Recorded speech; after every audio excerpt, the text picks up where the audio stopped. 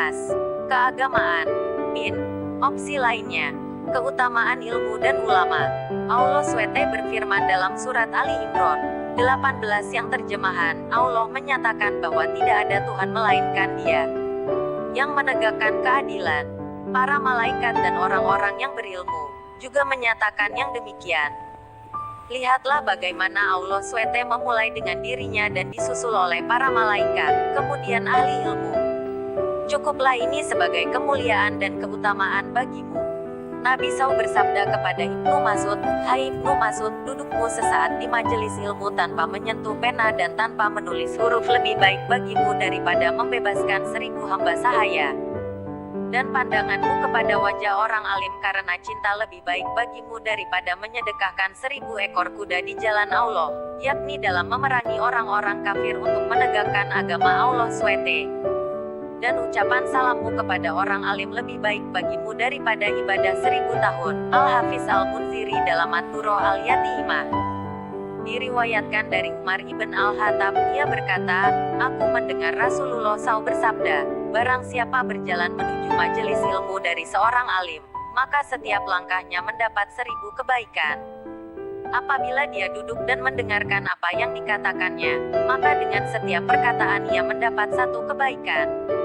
An-Nawawi dalam Riyadus Shalihin. Al-Azazi mengutip dari At-Tayyibi. Dalam riwayat Tirmidzi dan Ibn Majah dari Ibnu Abbas, seorang yang ahli fikih lebih berat bagi setan untuk menggodanya daripada 1000 abid. Di dalam riwayat Al-Harits bin Abi Usamah dari Abi Said Al-Khudri dari Nabi SAW, kelebihan orang alim atas abid seperti kelebihanku atas umatku. Dalam suatu riwayat Tirmidzi dari Abi Umamah, kelebihan orang alim atas abid seperti kelebihanku atas orang-orang terendah di antara kamu, yakni kadar kemuliaan orang alim dibandingkan dengan abid adalah seperti perbandingan kemuliaan Nabi dengan kemuliaan sahabat yang rendah.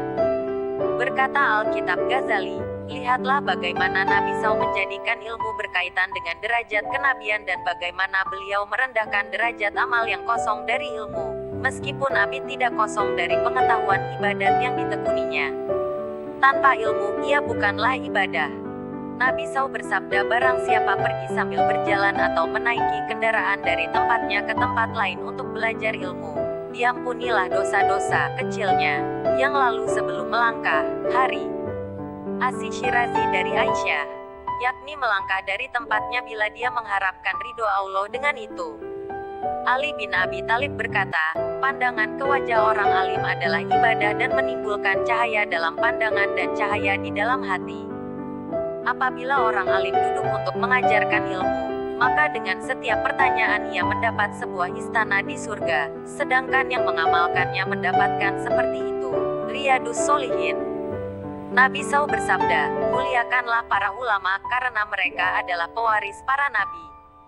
Maka siapa yang memuliakan mereka, ia pun telah memuliakan Allah dan Rasul-Nya. Hari Al-Khatib Al-Baghdadi dari Jahir.